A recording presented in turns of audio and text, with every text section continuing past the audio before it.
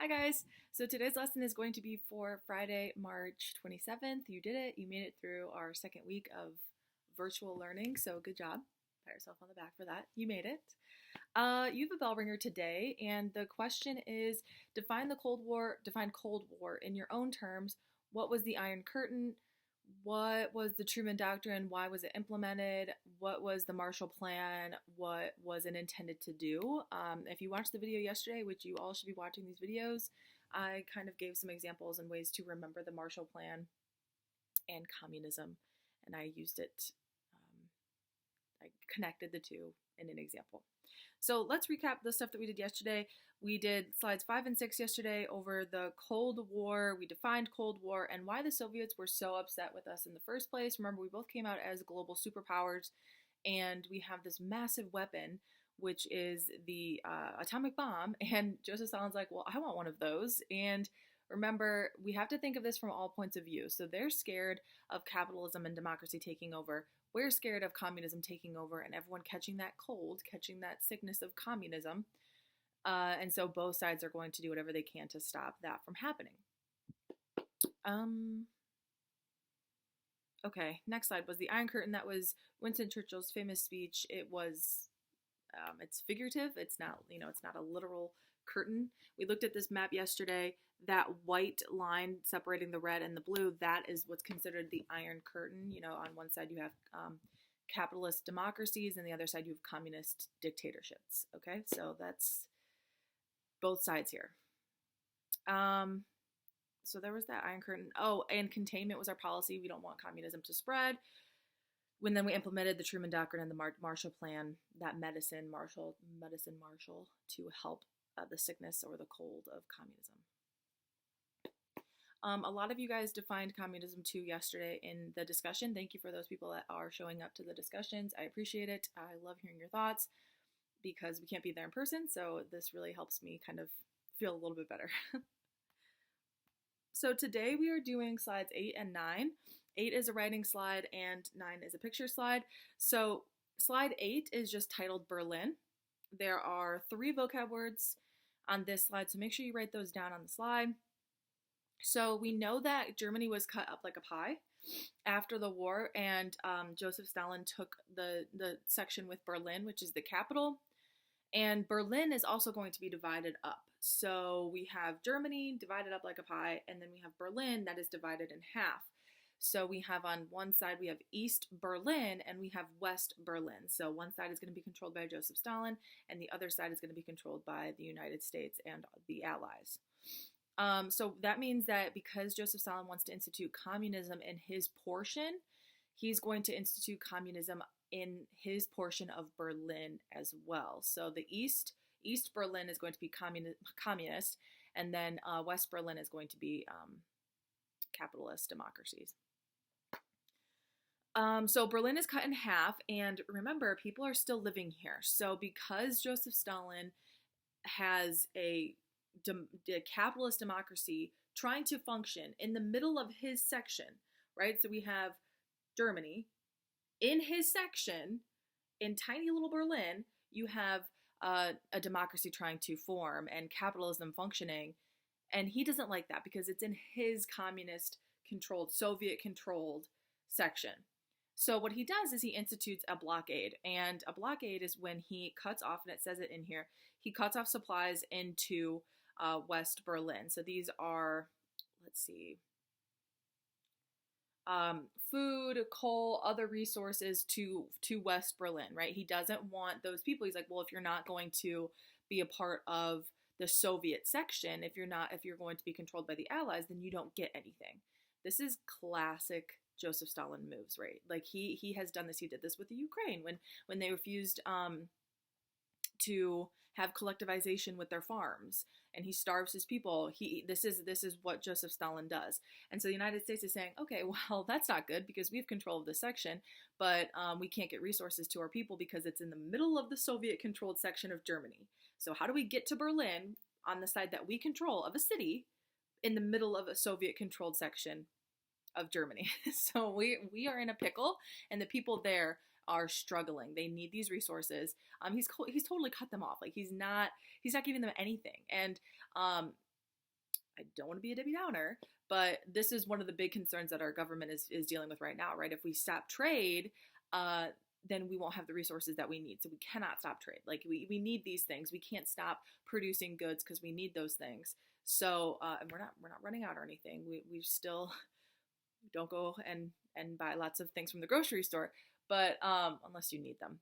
But what I'm trying to get at is that your country, and we've talked about this many times, we need trade. And Joseph Stalin has cut that off for the people on West Berlin, which is a city. So what the United States does and the Allies, we have what's called the Berlin Airlift. Okay, so that's a vocab word, write that down. We send in, and on average, 7,000 tons of supplies into West Berlin every day. Every day. So Berlin is the capital. It's very large. Think of that like Columbus. And if we were to cut Columbus in half, and then one half just didn't have any resources whatsoever, they need resources. You need these things. 2.1 million people in West Berlin were cut off.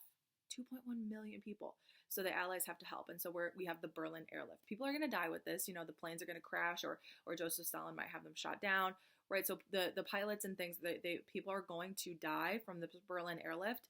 But this blockade lasts from June 1948 to May 1949. So this is almost a year of the people in West Berlin not having access to resources. So this is why the Berlin Airlift is so significant, because the Allies are bringing in resources. And we're basically showing Joseph Stalin that, like, you can cut off the people and what they need, but they will not fall to communism.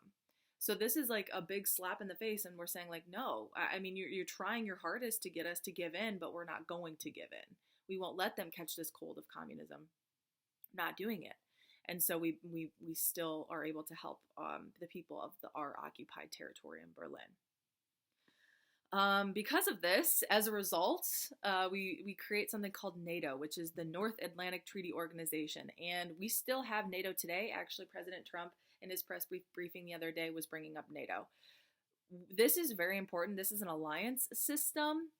And it basically says if one country in the alliance is attacked, then everybody goes to war, right? So when we talked about World War I and World War II, in the main causes, is alliances. And if your friend is attacked, you will do anything you can to protect your friend, which is part of the reason why World War II and World War I got so bad. It's like, oh gosh, I got to go help my friends now. So, and there's the other reasons as well. We already know this, but NATO is an alliance system that we still have today. It's very important. And if one country is attacked, then we all go to war. This also shows enemies that we're not messing around and that they should be scared. This should deter their feelings to attack us. We have all of these people here. We have all of these countries here to help us. Don't attack us, because you will lose. Well, to respond to the Allies creating NATO, Joseph Stalin and the Soviet Union create what's called the Warsaw Pact. And if you recall, we talked about Warsaw with the Warsaw Ghetto. It's in Poland, and that is the Soviet-occupied territory now, which used to be Nazi-occupied. Now it is Soviet-occupied. And the rest of the satellite states that are part of the Soviet Union create the Warsaw Pact, which is an alliance system just like NATO. And it's like, oh, okay, you have your fancy alliance system for the Allies. Well, we're going to create our own alliance system for the Soviets as well. So we have two alliance systems. The Warsaw Pact is not around today because we don't have a Soviet Union. Spoiler, it collapses, and there's no more Soviet Union. So, but we still have NATO, though. Still have NATO. Let's see. Yeah, okay. Don't forget to write a summary for that slide. Why is Berlin significant? What's happening in Berlin? You remember we cut it up into two pieces. Things are getting tense. Before we look at these pictures, NATO, this was a Final Jeopardy question, and I was sitting there, I think it was over the summer or something, and I was sitting there with my mom and my sister, and it was a Final Jeopardy, and they're like, what alliance system or what world government or world something says if one country is attacked, then we all go to war. And I was like, oh, easy. I was like, the United Nations, easy, easy, easy. And my sister said, oh, it's NATO. I was like, what? No, it's not. I got it wrong. So, I mean, that was my one mistake for the year. Okay, so, and I took some laps for it. Oh, I can't believe I got that wrong. I was so bummed. Anyway, let's look at some pictures. So, it would make it bigger, but it takes forever to load. We have, it's zoomed in, Germany. Right. Okay. Blue is West Germany. That's the Allies portion. And green is East Germany. Right here. Then they zoom in, and that little box right there is Berlin. Blue is West Berlin. This is what we control. And then green is East Berlin. That's what the Soviets control. So we're trying to get resources to our controlled section of a tiny city in Soviet-controlled Germany. East Germany.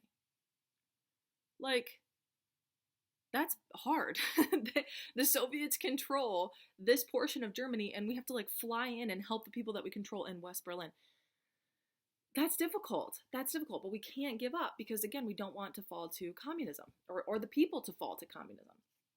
These are pictures of the airlift right there, Berlin airlift, people waiting for the resources. You can see the state that Germany or Berlin is in, which all of East Germany actually, and any Soviet-controlled section, they are going to be very slow, if anything, in their rebuilding process, because after the war, you know, we are providing money and help to all these European countries to basically restart and to rebuild their governments and their cities and their towns and all of it, because we don't want them to suffer or have another leader take over. We talked about this, or like a dictator take over, excuse me.